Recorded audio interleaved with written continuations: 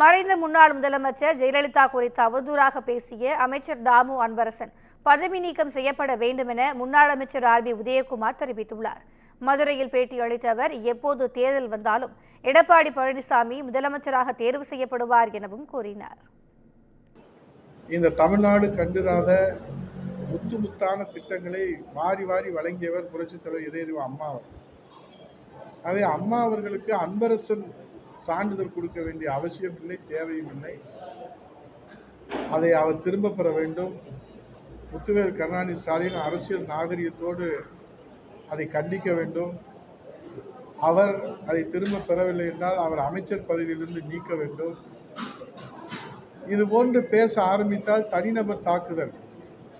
மறைந்த இந்த தேசத்திற்காக, இந்த நாட்டிற்காக, மொழிக்காக, இனத்திற்காக, தமிழ்நாட்டு மக்களுக்காக உழைத்த தலைவர்களை தனிநபர் விமர்சனத்தை பேசுவதை தலைவர்கள் ஆமோதித்து அமைதி காத்தால் நாட்டிலே ஒருவரும் நடமாட முடியாது.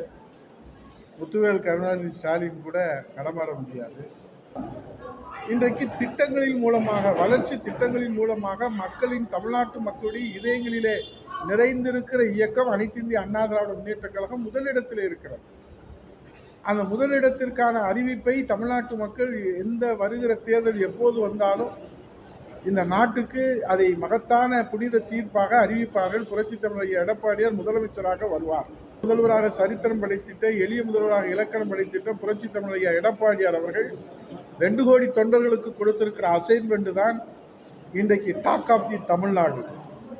ஆகவே அந்த அசைன்மெண்ட் இன்றைக்கு மக்களிடத்திலே மிகப்பெரிய கவனத்தை ஈர்த்திருக்கிற காரணத்தினாலே அதை திசை திருப்புகிற, அதை மடைமாற்றம் செய்கின்ற வகையிலே இன்றைக்கு மரியாதைக்குரிய அண்ணாமலை அவர்கள் வாய்க்கு வெந்ததை தின்னுவிட்டு அவர் பேசுவது இன்றைக்கு விரக்தியின் வெளிப்பாடாக தெரிகிறது.